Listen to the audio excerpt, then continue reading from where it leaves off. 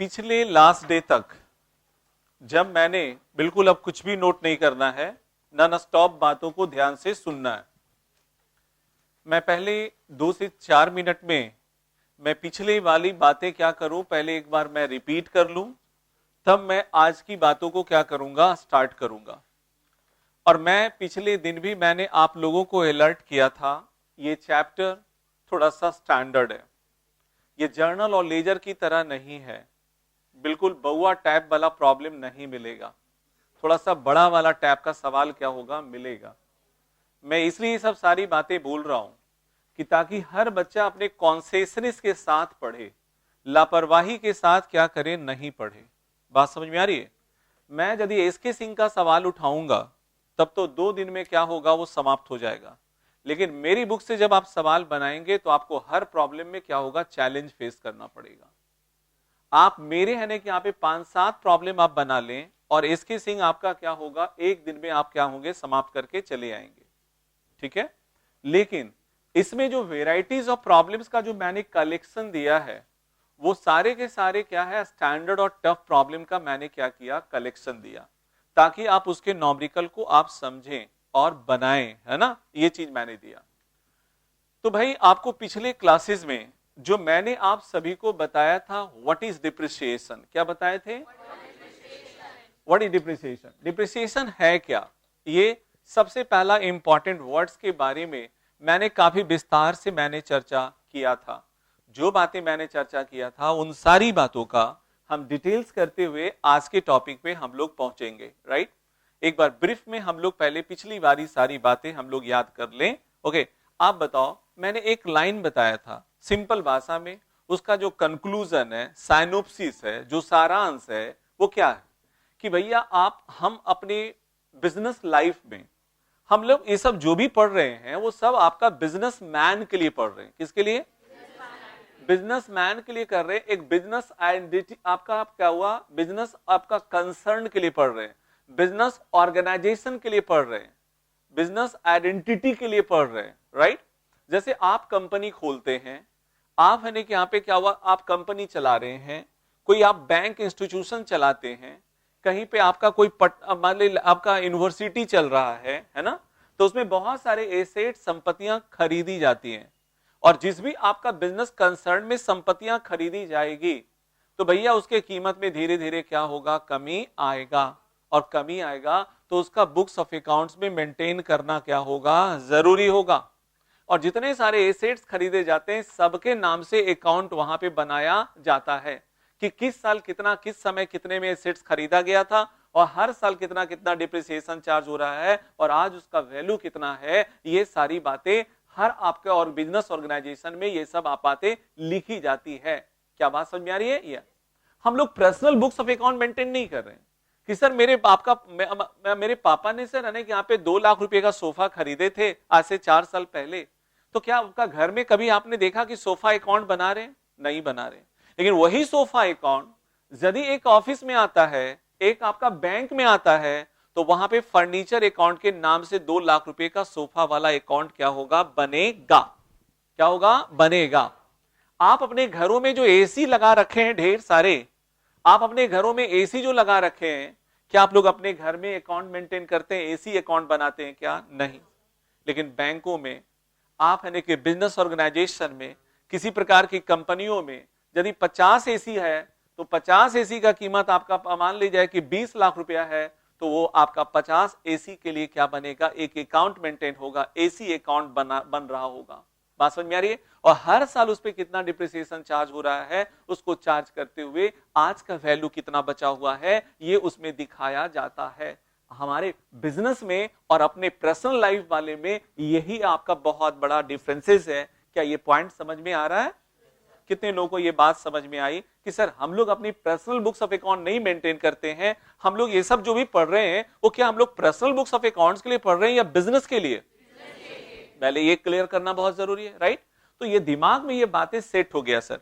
भाई आपका दुनिया का कोई भी ऑर्गेनाइजेशन हो सर, आपका वो पेप्सी हो, कोको कोला हो, गूगल हो, आपका टाटा हो, रिलायंस हो, अडानी हो, है ना, कितने सारे जो भी कंपनियां आज के डेट में हैं सर, जितनी सारी कंपनियां हैं, आपका करोड़ों अरबों रुपए का सब बहुत सारे लोगों के पास संपत्तियां होती है ना, और संपत्तियां होती है तो सर स्वाभाविक है उस पर डिप्रिसिएशन भी क्या होगा, चार्ज होगा। ये बड़ा टॉपिक है, बीकॉम पार्ट 2 में पढ़ाया जाता है ये, है ना। लेकिन आप लोगों को थोड़ा सा बहुत छोटे लेवल पे क्या किया है, आपको आपका 11th में क्या है आपको दिया गया है, प्राइमरी लेवल का बेसिक जानकारियां आपको दी गई है। बात समझ में आ रही है या?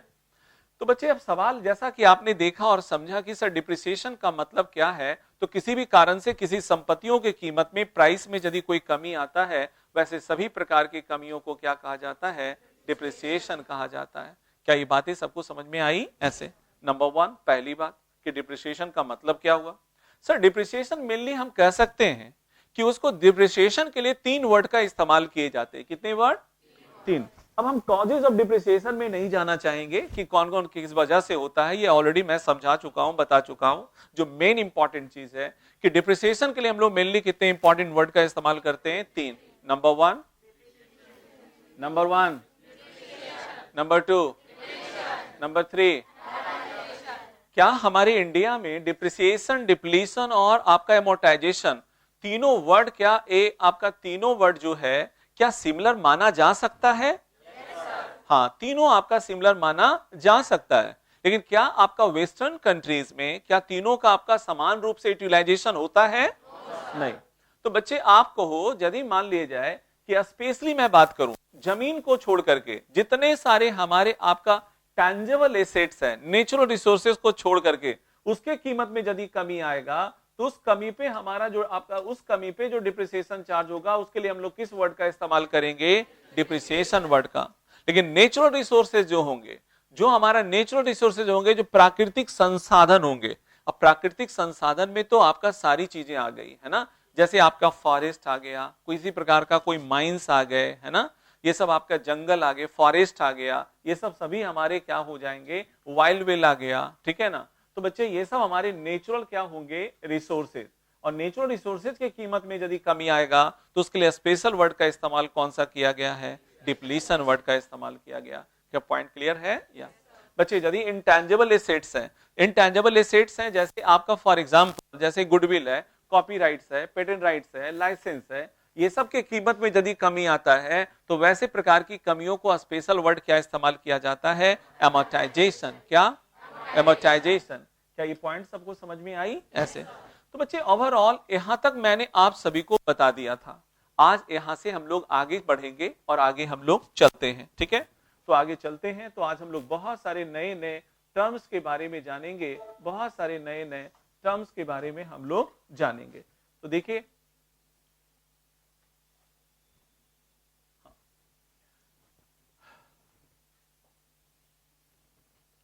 देखो आपका कहता है कि आपका डिफरेंसेस बिटवीन डिप्रिसिएशन, आपका डिफरेंसेस बिटवीन डिप्रिसिएशन, आपका डिप्लीशन, डिप्लीशन एंड आपका क्या है? एमोर्टाइजेशन।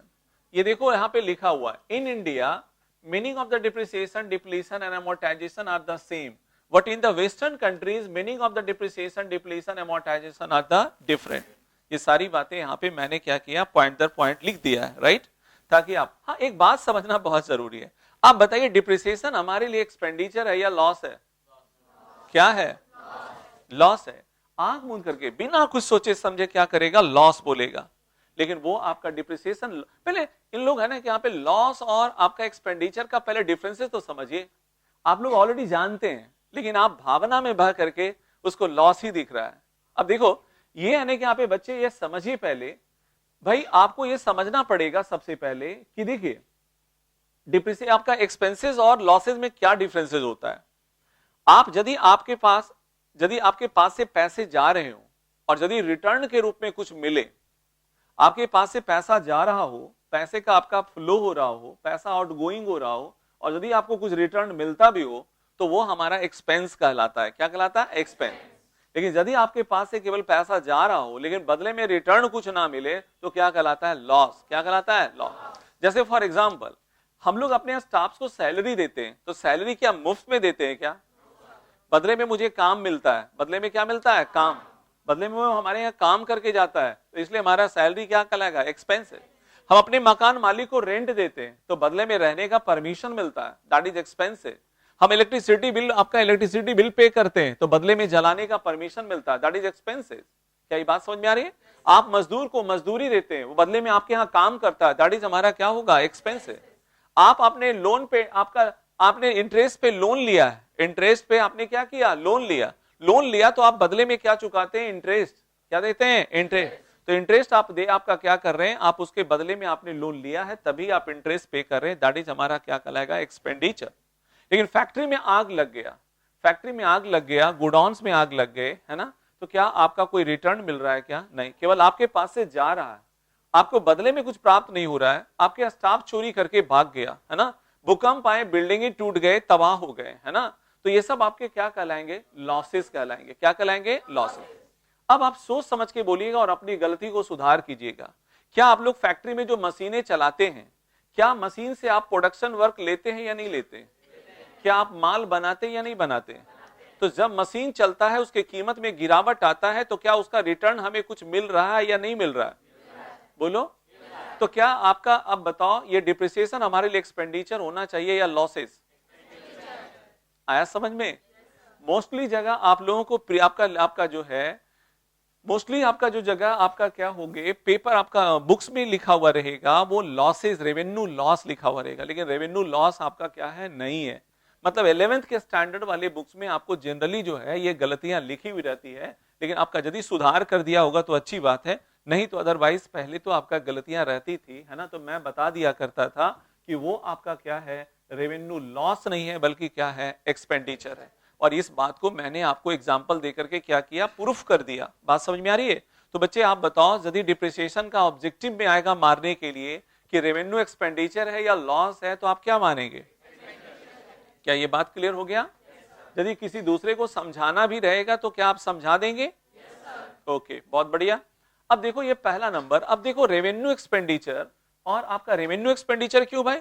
क्योंकि आपका हमेशा जब मशीन मेरा चलेगा, डे टू डे चलेगा, डे टू डे चलेगा, तो हर दिन उसके घिसावट आएंगे, कमी आएगा, तो इसलिए वो आपका यदि रेकरिंग इन नेचर है तो वो रेवेन्यू वर्ड का इस्तेमाल किया जाता है ना, तो इसलिए रेवेन्यू एक्सपेंडिचर हो गया। अब कहता है डिप्रिसिएशन जो है is for the tangible asset, ये सब लिखा हुआ है। डिप्लीशन आपका यूज किसके लिए किया जाता है? नेचुरल रिसोर्सेज के लिए। एमोर्टाइजेशन इस्तेमाल किया जाता है किसके लिए? वो सब बातें लिख दिया गया, राइट।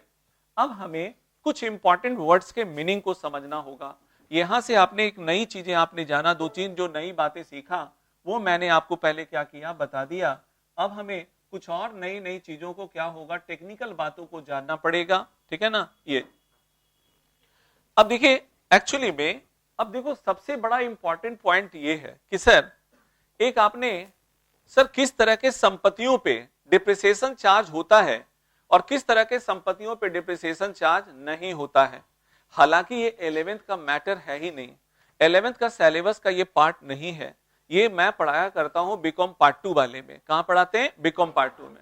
लेकिन मैं यहाँ पे जब टॉपिक है तो दोनों का आपका जो है मैंने मटेरियल्स यानी कि यहाँ पे दोनों जगह उसी का मटेरियल यहाँ पे मैंने क्या किया? ला दिया है, इसलिए पॉइंट भी अभी आपको क्या हो रहा है मैं बता दे रहा हूं, ठीक है।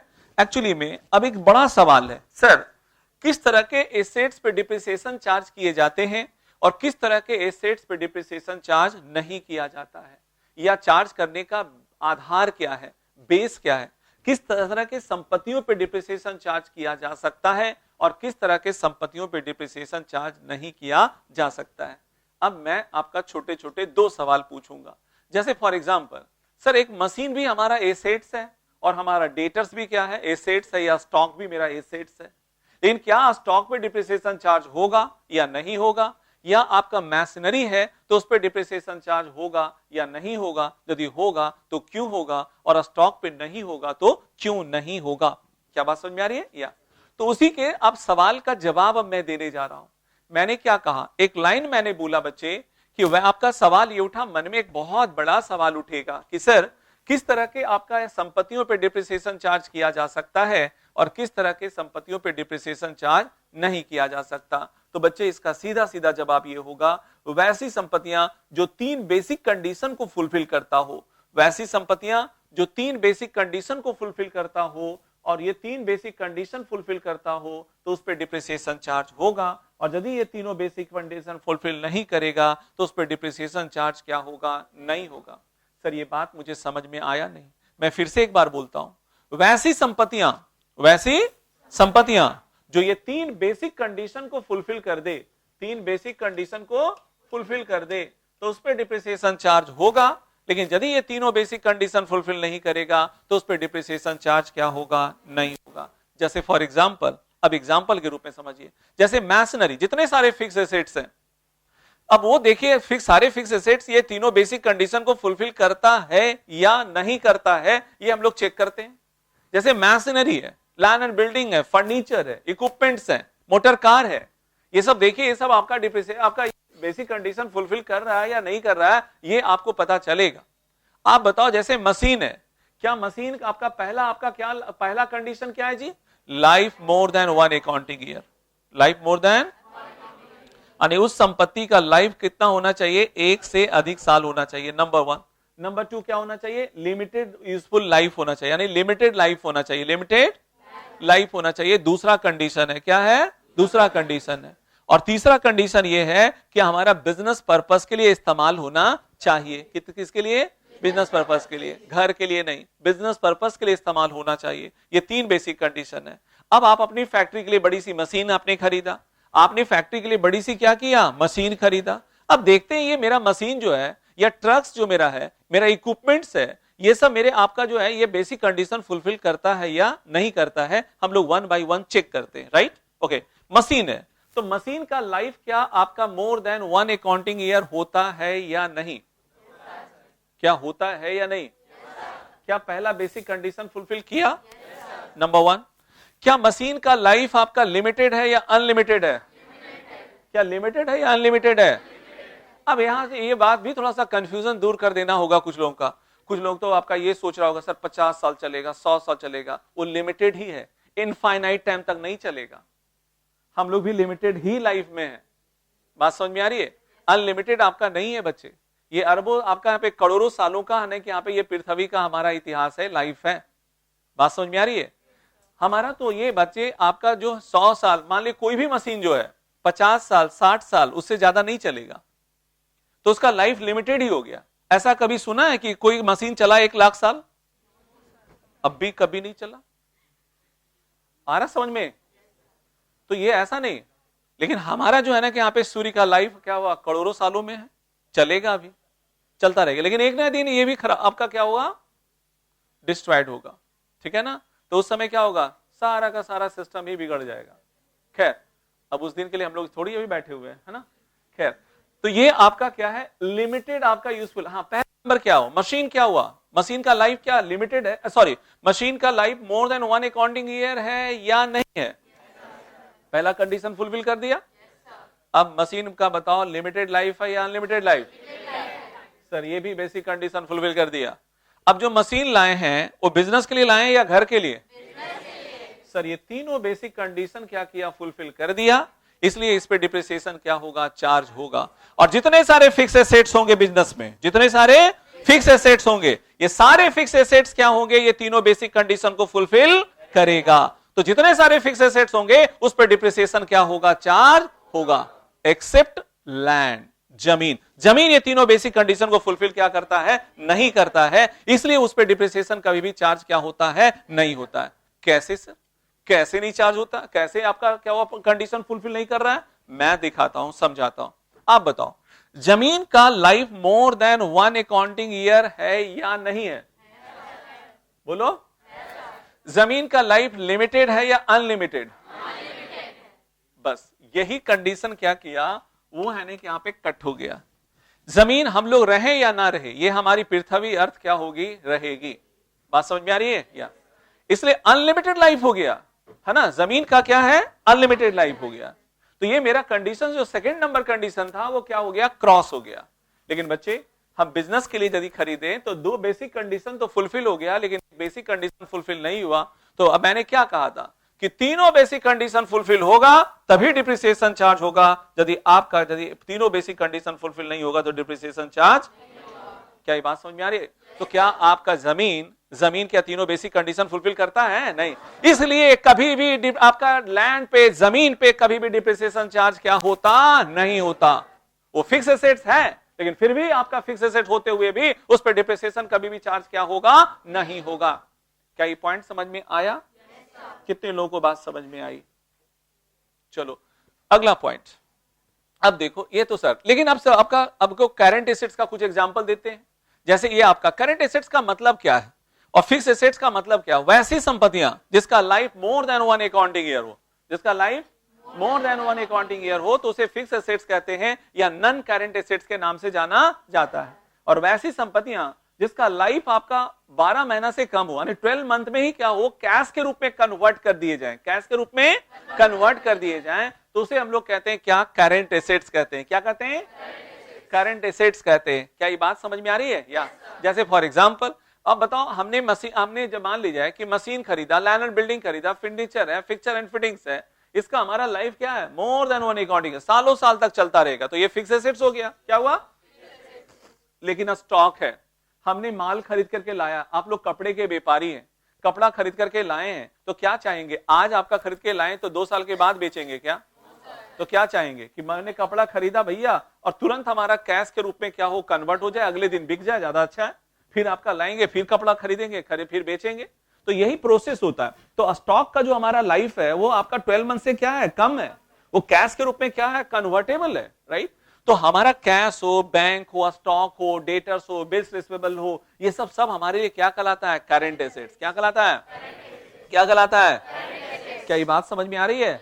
तो करंट एसेट्स बच्चे, ये आपका करंट एसेट। तो अब देखो करंट एसेट्स ये 3 बेसिक कंडीशन हमारा फुलफिल करता है नहीं भैया, करता है या नहीं करता है, देख लेते हैं, है ना? ये हमारा जो करंट एसेट्स है। अब बताओ स्टॉक का लेते हैं, एक एग्जांपल स्टॉक का लेते हैं। स्टॉक बताओ, स्टॉक का life more than 1 accounting year होता है क्या? नहीं सर, वो तो 12 महीना के अंदर ही कैश के रूप में क्या होता है? कन्वर्ट हो जाता है। बात समझ में आ रही है? तो सर पहला ही कंडीशन क्या हुआ? वो क्रॉस कर गया, कट हो गया। दूसरा, सर हमारे स्टॉक का वैल्यू, नो डाउट लाइफ हमारा लिमिटेड तो होता है, लिमिटेड होता है, और बिजनेस पर्पस के लिए भी मैंने लाया है, लेकिन 2 बेसिक कंडीशन तो फुलफिल किया, लेकिन सर एक पहला ही वो क्या हुआ? नई कंडीशन फुलफिल किया। इस पे कभी भी करंट एसेट्स पे डिप्रिसिएशन कभी भी चार्ज क्या होगा? नहीं होगा। क्या ये बात समझ में आई? तो पहला ये तो बात समझ में आ गया सर। और वैसी संपत्तियां जिस पे डिप्रिसिएशन चार्ज होता है उसे डिप्रिसिएबल एसेट्स कहते हैं। क्या कहते हैं? तो आपका क्या स्टॉक को डिप्रिसिएबल एसेट्स बोलेंगे? क्या डेटर्स को आपका डिप्रिसिएबल एसेट्स बोलेंगे? प्लांट एंड मशीनरी को बोलेंगे? फर्नीचर को बोलेंगे? लैंड को बोलेंगे? आपका ट्रक को बोलेंगे? मोटर कार को बोलेंगे? फर्नीचर को बोलेंगे? बहुत बढ़िया। तो इसका मतलब है ये सब सारी आपका जो है आपने समझ लिया। ओके, अब देखो सर, अब ये सब जो है ना, हिस्टोरिकल कॉस्ट क्या होता है, मॉनेटरी कॉस्ट क्या होता है, ये आपको मैं थोड़ा सा आपको क्या करूं बता दूं। जैसे फॉर एग्जांपल के तौर पे हम लोगों ने क्या किया, एक दिल्ली में 20 लाख रुपए का हमने मशीन खरीदा। दिल्ली में 20 लाख का एक मशीन खरीदा, है ना? तो दिल्ली में एक 20 लाख का हमने क्या किया? मशीन खरीदा। हमें आपका, अब बताओ मशीन जो हमने दिल्ली में मशीन खरीदा है 20 लाख रुपए का, वो दिल्ली से अपने आप हवा में उड़ता हुआ पटना आएगा ना? तो मतलब लाने में भाड़ा वगैरह लगेगा? हाँ, भाड़ा लगेगा। अब कुछ भी लाइए, मान लीजिए बाई ट्रेन लाइए, बाई ट्रक्स लाइए, है ना, जैसे भी लाइए, लेकिन लाने में भाड़ा लगेगा ना? भाड़ा लगेगा भाई। तो ये हमारा 2 लाख रुपया हमारा क्या हो गया? फ्रेट हो गया, भाड़ा हो गया। ठीक है, अब उस पे यदि मान लिया जाए, अब बताओ वो जो मशीन हमारे पास आएंगे, क्या आप लोग फैक्ट्री वगैरह में कहीं एस्टैब्लिश करेंगे या नहीं करेंगे? कि ऐसे ही रख देंगे, जमीन पे लाके आपका रख देंगे और इंजन स्टार्ट कर देंगे तो मालूम हो चलेगा क्या? मालूम हो बच्चा आपका लुढ़क के गिर गया। बात समझ में आ रही है? मशीन क्या होगा? गिर जाएगा, है ना? अब बताओ अफरा तफरी का माहौल हो जाएगा। ठीक है ना? मशीन आपका क्या हुआ? बिना, तो फाउंडेशन देना पड़ता है उसे, यानी कि जमीन आपका क्या हुआ? आपका खोद कर करके उसको ढलाई करके बड़े बड़े रड के साथ क्या होते हैं, आपका नट बोल्ट से क्या होता है? टाइट करना पड़ता है। तब मशीनें फिर क्या होता है आपका बिना रुके आपका क्या होता है? डिस्टर्बेंस का क्या होता है? चलता रहता है, चलता रहता है। दैट इज, उस फाउंडेशन पे पैसे खर्चे होते होंगे या नहीं? मान ली उस पे खर्चा हो गया 3 लाख रुपया। कितना? तो बताओ उस मशीन को लाने से लेकर के बैठाने तक में टोटल पैसे कितने खर्चे हुए? बोलो। That is known as historical cost. क्या कहलाता है? या इसी को कहते हैं मॉनेटरी कॉस्ट। क्या कहते हैं? ओके, तो ये हिस्टोरिकल कॉस्ट या इसे कहते हैं क्या? मॉनेटरी कॉस्ट कहते हैं। क्या पॉइंट क्लियर हुआ? अब बच्चे डिप्रिसिएशन जो हम लोग जो चार्ज करेंगे वो आपका केवल 20 लाख पे नहीं, बल्कि जितना हमें उसको लाने से लेके बैठाने तक में जो खर्चा हुआ, टोटल अमाउंट कितना रुपया हुआ? 25 लाख। तो मेरा जो डिप्रिसिएशन जो चार्ज होगा वो कितना पे होगा? 25 लाख पे डिप्रिसिएशन चार्ज होगा। तो जिस अमाउंट पे डिप्रिसिएशन चार्ज किया जाता है, जिस अमाउंट पे डिप्रिसिएशन चार्ज किया जाता है उसे हम लोग डिप्रिसिएबल अमाउंट कहते हैं। क्या कहते हैं? क्या कहते हैं? Depreciable amount. क्या ये बात समझ में आ रही है? लेकिन बच्चे मैं आपको बता दूं, आपका एक बात बताओ, कोई भी संपत्ति एक ना एक दिन तो बेकार होगा, और एक ना एक दिन जब बेकार होगा तो उसे कचरे के भाव में हम लोग क्या करेंगे? बेचेंगे। कचरे के भाव में क्या करेंगे? बेचेंगे। तो बेचने के बाद जो वैल्यू आता है उसे कहते हैं स्क्रैप वैल्यू। क्या बोलते हैं? स्क्रैप वैल्यू बोलते हैं। क्या बोलते हैं? Scrap value. जैसे ये 25 लाख का हमने जो मशीन अभी खरीदा है, मैंने मान लिया कि इसका स्क्रैप वैल्यू 0 है। स्क्रैप वैल्यू, स्क्रैप वैल्यू, तो डिप्रिसिएबल अमाउंट कितना हो जाएगा? 25 लाख। तो डिप्रिसिएशन जो कैलकुलेट करेंगे कितना पे? 25 लाख पे। लेकिन मुझे ये पता है कि वर्षों का एक्सपीरियंस हमारे पास है कि भैया आपका ये मशीन मेरा एक ना एक दिन जब बेकार होगा तो कम से कम तो मैं क्या करूंगा? 4 लाख में मैं बेच दूंगा। कितना में? तौल करके भी बेचेंगे, कचरे के भी भाव में बेचेंगे, तो मेरा 4 लाख में ये मशीन क्या होगा? मेरा बिक जाएगा। ठीक है, उसी को कहते हैं क्या? Scrap value. तो यदि किसी एसेट्स का स्क्रैप वैल्यू भी साथ में रहे तो 25 लाख में स्क्रैप वैल्यू को क्या करेंगे? माइनस कर देंगे। 25 लाख में स्क्रैप वैल्यू को क्या करेंगे? माइनस कर देंगे। तो 25 माइनस 4 कितना हो गया? 21। कितना हुआ? 21। तो डिप्रिसिएबल अमाउंट कितना पे होगा? 21 पे डिप्रिसिएशन कैलकुलेट किया जाएगा। क्या बात समझ में आ रही है? तो बच्चे आप डिप्रिसिएबल अमाउंट बराबर यहाँ पे फॉर्मूला देखिए, हिस्टोरिकल कॉस्ट माइनस क्या हुआ? Scrap value. यदि मेरा ये आपका, यदि हिस्टोरिकल कॉस्ट मेरा 25 लाख था और ये स्क्रैप वैल्यू मैंने नील माना था, तो मेरा डिप्रिसिएशन कितना पे चार्ज होगा? 25 लाख पे। लेकिन यदि मैं इस पे आपका ये मैं नील के जगह पे मैं मान लूं आपका कि 4 लाख रुपया मेरा है, तो इस पे डिप्रिसिएशन कितना पे चार्ज होगा? 21 लाख पे। कितना पे? 21 लाख पे। क्या ये बातें क्लियर हो गई? कितने लोगों को बात समझ में आई? तो चलो यहां तक तो आप पॉइंट समझ में आ गया। अब मैं ये सब है ना कि यहाँ पे जो है, अब इतना मैं इसको बताने के बाद ये कॉस्ट ऑफ एक्विजिशन जो है मैं प्रॉब्लम बताने के दौरान मैं क्या करूंगा? बोल दूंगा। अब उसको है ना कि यहाँ पे मैं अभी बहुत ज्यादा उसको अब लेके जाना नहीं चाहता हूं आगे उसको। ठीक है, अब देखो, अब सवाल ये है, हाँ ये यहां तक क्लियर है सबका? सब दिमाग में जा चुका है? अब देखो, अब जो है सवाल ये उठा कि सर डिप्रिसिएशन कैलकुलेट करने का कितने मेथड्स होते हैं? आप बताओ, पूरे दुनिया में इतनी बड़ी दुनिया है और वेराइटीज ऑफ एसेट्स होते हैं। वेराइटीज ऑफ एसेट्स कहने का मतलब यह हुआ कि बहुत सारे संपत्तियों का नेचर क्या होता है? अलग अलग होता है। बहुत सारे एसेट्स का आपका नेचर क्या होता है? अलग अलग होता है।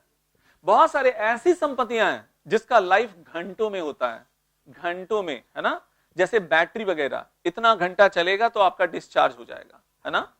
इसका लाइफ कुछ चीजें ऐसी हैं जिसका लाइफ घंटों में होता है, कुछ चीजें ऐसी हैं कि जिसका लाइफ किलोमीटर में होता है। क्या होता है? किलोमीटर होता है। जानवर का लाइफ है उसका आने के यहाँ पे बीमारियों पे डिपेंड करता है। यदि आपका तंदुरुस्त है, बीमारी हो जाए, अगले दिन उसका वैल्यू क्या होगा? आपका क्या हुआ? काफी गिर जाएगा, है ना? तो जानवर का आपका क्या होता है? डिप्रिसिएशन चार्ज करने का तरीका क्या होता है? अलग होता है ना? वो लाइव स्टॉक कहलाता है। क्या कहलाता है? लाइव स्टॉक कहलाता है। वो भी मेरे लिए संपत्ति है। क्या है? संपत्ति है, लेकिन उसके तरीके क्या होंगे? अलग हो जाएंगे। हमारे फर्नीचर का नेचर क्या है? अलग है। हमारे मशीन का नेचर क्या है? अलग है। आपका ट्रक्स का नेचर क्या है? अलग है। कंप्यूटर्स का नेचर क्या है? अलग है। क्या बात समझ में आ रही है? तो अलग अलग दुनिया में आपका नेचुरल रिसोर्सेज का नेचर क्या है? अलग है। मान लीजिए कि आप जो है एक ही साल कोल माइंस लिया, एक ही साल में सारा कोयला निकाल दिया, इतना तेजी से कोयला निकाल रहे हैं भैया, जितना तेजी से निकालिएगा उतना तेजी से क्या होगा? उस पर डिप्रिसिएशन चार्ज होगा। आप मान लीजिए कि आप कोयला है, उसमें 20,000 टन कोयला है स्टॉक अथी में, उसमें माइंस में 20,000 टन कोयला है। अब यह हो सकता है कि 5,000 टन 4 साल में निकालिए तो 20 आपका 4 साल में निकला 20,000, या एक ही साल निकालिएगा तो एक ही साल में खत्म हो जाएगा। एक ही साल में डिप्रिसिएशन भी चार्ज करना पड़ेगा। क्या ये बात समझ में आ रही है? पॉइंट क्लियर हो रहा है? तो मतलब हमारा ये कहने का मतलब ये हुआ कि भैया आपका हमारा जो दुनिया है, हमारा जो आपका बिजनेस का जो दुनिया है, वो बहुत बड़ी दुनिया है और वेराइटीज ऑफ एसेट्स हम लोग इस्तेमाल करते हैं। बहुत सारी चीजों के बारे में तो हम लोग खुद नहीं जानते, राइट? तो बच्चे आप ऐसे समझो कि जो चीजें, अब बताओ, मान लीजिए कि हमारा जो है, अब आपका जितने सारे मर्चेंट आपका जो नेवी वाले जितने सारे शिप चलते होंगे, शिपिंग का भी तो डिप्रिसिएशन चार्ज होता होगा। आपका वाल जो आपका वाइल टैंकर जो होते हैं, जो वाइल लाता ले जाता है एक कंट्री से दूसरे कंट्री जो ढोता है, उस पर तो डिप्रिसिएशन चार्ज होता होगा। बोलो बोलो। हमारा इलेक्ट्रिसिटी कंपनी है, गैस कंपनी है, वाटर कंपनी है, इस पे भी तो डिप्रिसिएशन चार्ज होता होगा। वेराइटीज ऑफ एसेट्स है और इसी सारे वेराइटीज ऑफ एसेट्स होने के कारण हमें अलग अलग टाइप के मेथड का क्या हुआ, आविष्कार करना पड़ा। डिप्रिसिएशन भी कैलकुलेट करने के अलग अलग मेथड का क्या हुआ, आविष्कार करना पड़ा। क्या ये बातें समझ में आ रही है? या तो हमें आपको लगभग 15 मेथड डेवलप किया गया। कितने? 15 मेथड क्या हुआ, डेवलप किया गया डिप्रिसिएशन कैलकुलेट करने का। ये अगले दिन का नंबर है, इसका आज का ये नंबर नहीं आएगा, वो अगले दिन वाले में आएगा। समझ गए? ऐसा नहीं कि सोचिएगा कि सर पास हो गया ये, है ना, तो पास नहीं हुआ, वो अगले दिन का नंबर आएगा उसका, ठीक ना? इसलिए पहले ही मैंने बोल दिया। अब देखो, अब हम लोग यहां पे आ गए। तो डिप्रिसिएशन कैलकुलेट करने का आपका लगभग कितने मेथड होते हैं? 15 मेथड होते हैं। कितने?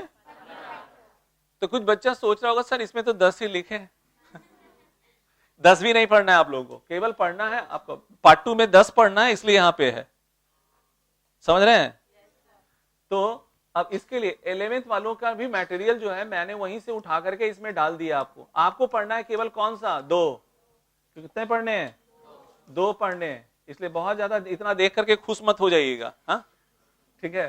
तो ये सब पढ़ना है, वो पार्ट 2 में पढ़ना है, ये पार्ट 2 में सब पढ़ना है, ठीक है ना? तो अब सीए में जो है, सीए फाइनल में जब जाइएगा तो सीए फाइनल में क्या होगा, सारा का सारा मेथड 15 मेथड से क्या होगा, भेंट हो जाएगा। बात समझ में आ रही है? सारे मेथड वहां से भेंट हो जाएगा। खैर, अभी कुछ बच्चों पे ज्यादा लोड नहीं ना पड़ रहा है सर, हल्का हल्का ले चलने का आदत हो गया ना, थोड़ा सा ज्यादा ही लोड दे देते हैं ना। ये सर बेहोशी भी आ सकता है, अगल बगल वाला पानी भी रखे तैयार कम से कम, है ना? चलो ओके, थोड़ा बीच में कभी कभी सीरियस, तो फिर हम लोग आगे बढ़ते हैं। तो देखो, अब जो है, अब कहता है कि डिप्रिसिएशन कैलकुलेट करने का टोटल कितने मेथड हैं बच्चे? ऐसे 15 है, लेकिन आप लोगों को सिलेबस में अभी बनाना और पढ़ना कितने मेथड से है? 2 मेथड से। नंबर 1 फिक्स इंस्टॉलमेंट मेथड, या आपका ओरिजिनल आपका कॉस्ट मेथड, या स्ट्रेट लाइन मेथड। 3 नाम से पुकारे जाते हैं। कितने नाम से? 3 नाम से पुकारे जाते हैं।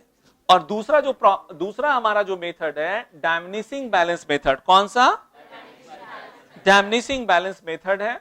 और आपका उसी का दूसरा नाम है रिड्यूसिंग बैलेंस मेथड। उसी का तीसरा नाम होता है रिटन डाउन वैल्यू मेथड। क्या? तो चलो हम लोग 1 by 1 पहले क्या करते हैं, सीखते हैं, है ना? पहले हम लोग जो सीखेंगे, बिल्कुल सीरियस। अब उसके बाद नंबर 1, ये जो है आपका सबसे पहला जो मेथड है, वो हम आपका अभी जो चर्चा करेंगे फिक्स इंस्टॉलमेंट मेथड का। कौन सा? फिक्स इंस्टॉलमेंट मेथड का चर्चा करेंगे, राइट? तो आइए हम लोग उसी पे आने विस्तार से चर्चा करें कि ये मेथड एक्चुअली में होता क्या है ना?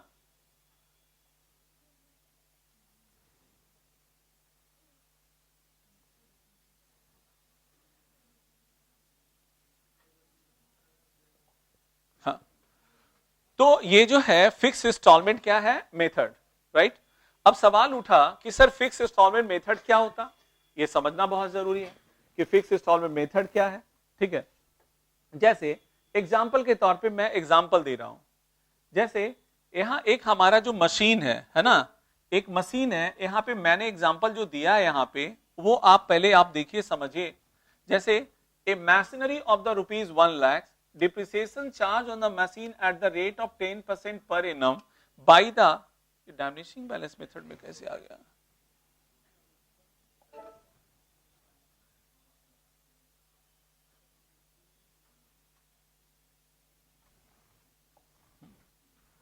यहां देखिए इमेजिनरी ऑफ द रुपीज कितना है 1 लाख, ये मैसनरी का वैल्यू कितना रुपया है 1 लाख है, ठीक है।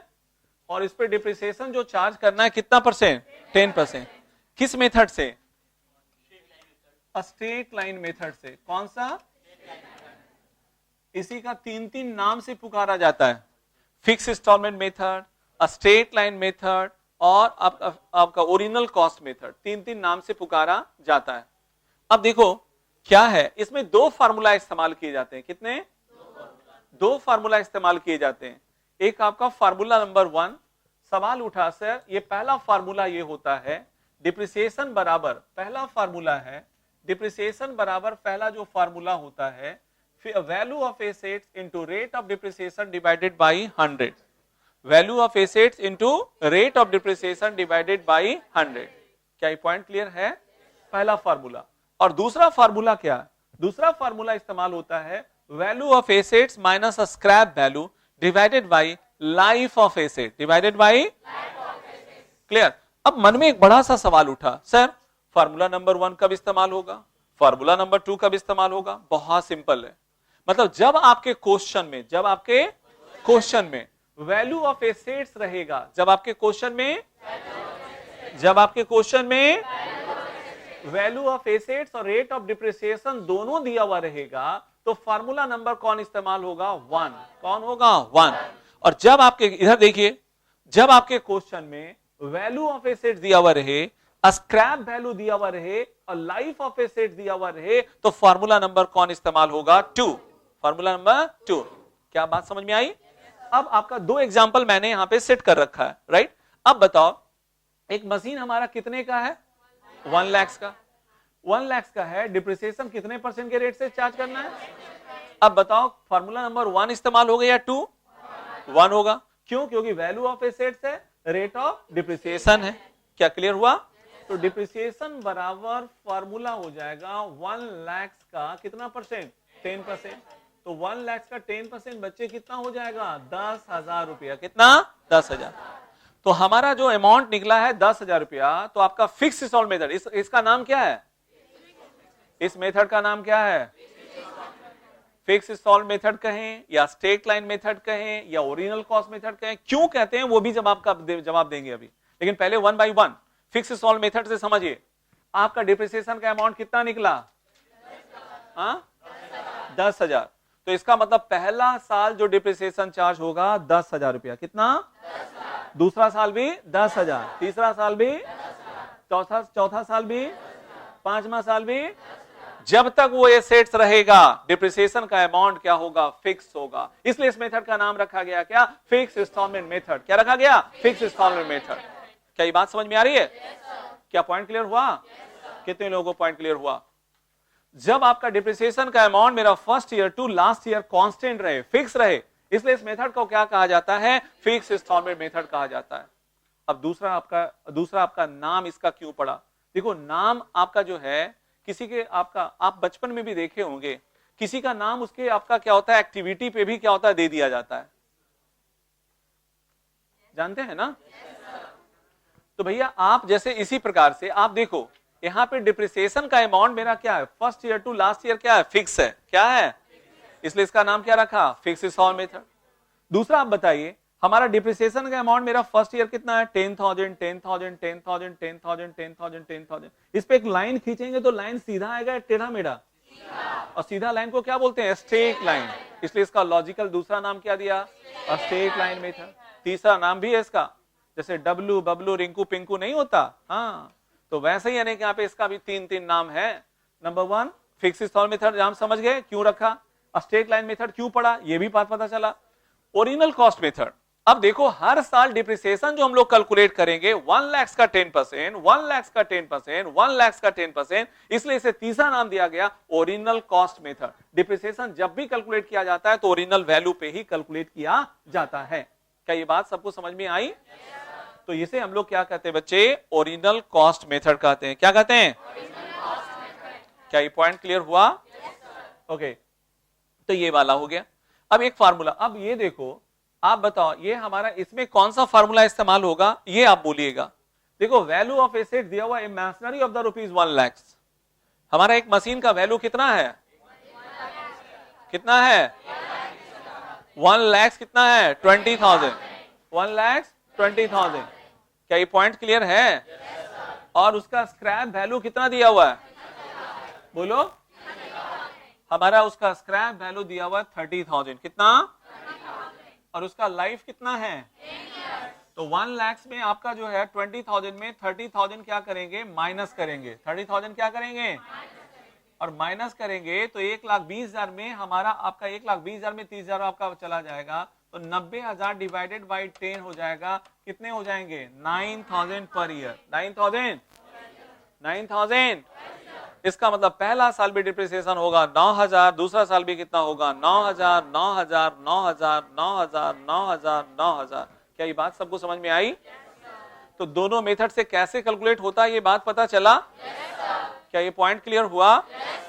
तो बच्चे ये जो हम लोग आपका जब नॉमरिकल बनाएंगे ना, तो नॉमरिकल में आपको कहेगा स्ट्रेट लाइन मेथड से डिप्रिसिएशन कैलकुलेट करो। क्या? और स्ट्रेट लाइन मेथड से डिप्रिसिएशन करो, और आपका दो सिचुएशन रह सकता है। एक आपका क्या रहेगा? Value of asset, rate of depreciation. तो कैसे निकलेगा ये पता हो चुका है। दूसरा हमारा रहेगा कि सर हमारा life of assets, sorry value of assets रहेगा, स्क्रैप वैल्यू रहेगा, और लाइफ ऑफ क्या रहेगा? एसेट्स रहेगा। तो कैसे निकलेगा ये भी मैंने बात बता दिया। क्या पॉइंट समझ में आ रहा है? ओके। तो ये आपका हो गया स्ट्रेट लाइन मेथड क्या है और कैसे कैलकुलेट करते हैं, ये बात आप लोगों ने क्या किया? सीख लिया। क्या यहां तक पॉइंट क्लियर? ओके। हम आपका सेकेंड मेथड अब आपको बताने जा रहे हैं, है ना। ये दोनों जब सीख जाइएगा तब नॉमरिकल की बात आएगी, है ना। तो ये आपका जो है, अभी आज नॉमरिकल स्टार्ट नहीं करेंगे, इसलिए टेंशन ना ले, ठीक है ना। नॉमरिकल के लिए पूरा जो है एकदम फ्री माइंड होना चाहिए, जो कि अगले क्लास में ही आपका पूरा फ्री रहेगा, है ना। लेकिन अगले क्लास से अच्छा खासा टास्क मिलना शुरू हो जाएगा, ठीक है। आइए तो हम लोग सेकेंड मेथड क्या करें, हम लोग चर्चा करें। सेकेंड मेथड, दूसरा नाम इसका, दूसरा सेकेंड मेथड का नाम क्या है? बोलिए आप लोग। Diminishing balance method. बोलिए क्या नाम है इसका? दूसरा नाम है रिड्यूसिंग बैलेंस मेथड। क्या नाम है? क्या नाम है? और तीसरा नाम है रिटर्न डाउन वैल्यू मेथड। क्या नाम है? क्या नाम है? क्या पॉइंट क्लियर हुआ? ओके। अब सवाल उठा सर इसको कैसे कैलकुलेट करते हैं? बहुत आसान है, देखो समझिए। यहां आप गौर कर रहे होंगे कि एक मशीन है जिसका वैल्यू कितना है? 1 लाख। कितना है? 1 लाख है। और डिप्रिसिएशन जो चार्ज करना है कितना % के रेट से? लेकिन क्या मेथड का चर्चा है? चर्चा है। स्ट्रेट लाइन नहीं है। स्ट्रेट लाइन रहता तब तो 1 लाख का हमारा 10% हो जाता, 10,000 रुपया आपका चिल्लाना शुरू कर देता, राइट। लेकिन यहां पे हमारा क्या मेथड दिया हुआ है? Diminishing balance method, right. अब सवाल उठा कैसे निकलेगा? तो पहला साल डिप्रिसिएशन जो कैलकुलेट करेंगे वो 1 लाख का कितना %? 10%। 1 लाख का 10%। तो 1 लाख का 10% कितना होता है? 10,000। कितना? 10,000। अब हम 1 लाख जो हमारा मशीन का जो वैल्यू था, 1 लाख रुपया जो हमारे मशीन का जो वैल्यू 1 लाख रुपया जो हमारा था, उसमें जो जितना डिप्रिसिएशन चार्ज हुआ उसको हम माइनस करेंगे। क्या करेंगे? माइनस चार्ज करेंगे। क्या ये बात समझ में आ रही है? तो हम लोग उसका वैल्यू क्या करेंगे? माइनस चार्ज करेंगे।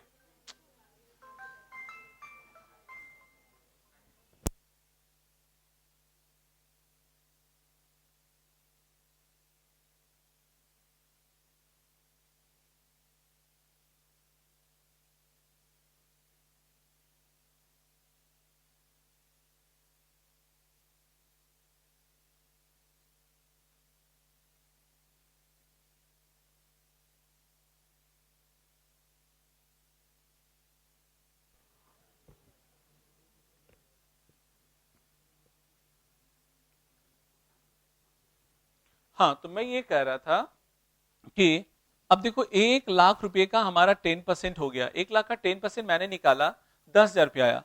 अब 1 लाख में हम 10,000 रुपया क्या किए? माइनस कर दिए। अब उसका वैल्यू घट के कितना हो गया? 90,000। कितना? 90,000। पहले पहला साल उसका वैल्यू कितना था? 10,000 बोला ना, मारी उसको पहले। पहला साल डिप्रिसिएशन नहीं बोले, वैल्यू उसका बोले। इससे पूछेंगे नाम तो बोलेगा स्कूल का नाम बताएगा। उस मशीन का ओरिजिनल वैल्यू कितना था? 1 लाख। पहला साल डिप्रिसिएशन कितना चार्ज हुआ? 1 लाख में 10,000 को अब क्या करो? माइनस करो, बचेगा कितना? अब सेकेंड ईयर जो डिप्रिसिएशन चार्ज होगा 90,000 पे होगा। कितना पे? तो ये आपका डिप्रिसिएशन आपका ड्यूरिंग द सेकेंड ईयर 90,000 का 10% कितना हुआ? 9,000। कितना? 9,000। अब बताओ उसका वैल्यू पहला साल के अंत में कितना हो गया था? 90,000। 90,000 में फिर दूसरा साल कितना चार्ज हुआ? 9,000। तो 90 में फिर 9,000 क्या करिए? माइनस करें। यानी जब जब जितना डिप्रिसिएशन चार्ज होता जाए उतने उसके वैल्यू ऑफ एसेट्स में क्या करो? माइनस करते जाओ। तो वैल्यू क्या हो रहा है? हमारा डैमनिशिंग हो रहा है। डैमनिशिंग मतलब क्या हुआ? घटते हुए। तो जब हमारा क्या हुआ? घटते हुए बैलेंस पे डिप्रिसिएशन कैलकुलेट किया जाता है तो उस मेथड को बोला जाता है डैमनिशिंग बैलेंस मेथड। क्या बोलते हैं? क्या ये पॉइंट क्लियर हुआ? तो बच्चे आप देखो 90,000 का हमारा 10 आपका जो है आपका 10% 9,000। 90,000 में 9,000 माइनस कर दिया, कितना बच गया? 81,000। 81,000 का 10% फिर कितना होगा? 8100। 8100 को फिर 81,000 में माइनस करेंगे 72,000 कितना आएगा? 900। 72,900 का फिर 10% करेंगे तो 7200 कितना आएगा? 90। आ रहा समझ में? फिर 72,900 में 7290 को क्या करेंगे? माइनस करेंगे, जो फिर बैलेंस आएगा उस पर फिर 10% निकालेंगे। क्या ये बात समझ में आ रही है? ऐसे निकालते जाएंगे और वैल्यू ऑफ एसेट्स में से क्या हुआ? जो बचा हुआ रहेगा उसको घटाते जाएंगे, निकालते जाएंगे। तो इस मेथड को क्या बोला गया? डैमनिशिंग बैलेंस मेथड। क्या बोलेंगे? अब इसी का दूसरा नाम है रिड्यूसिंग बैलेंस मेथड। क्या? क्योंकि बैलेंस क्या हो रहा है? रिड्यूस हो रहा है। बैलेंस रिड्यूस हो रहा है। क्या ये बात समझ में आ रही है? इसी का तीसरा नाम भी है written down value method. Written down का वैल्यू का मतलब होता है value after depreciation. Value after, तो ये हर साल इसका वैल्यू आपका रिटेन डाउन वैल्यू घटता जा रहा है ना, तो वो आपका बैलेंस पे हम जब कैलकुलेट करते हैं तो उसी को कहते हैं क्या? डैमनिशिंग बैलेंस मेथड। क्या ये समझ में आया? कितने लोग क्लियर हुआ? तो अब इतना थ्योरी जब मैंने बताया तो अब आप नॉमरिकल के लिए आप मानसिक रूप से क्या हुआ? तैयार हो चुके हैं, है ना? जो कि अब आपको नॉमरिकल जो बताएंगे बच्चे अगले दिन बताएंगे, है ना? ताकि मैं अब पहले पूरी बात सुना करिए पहले।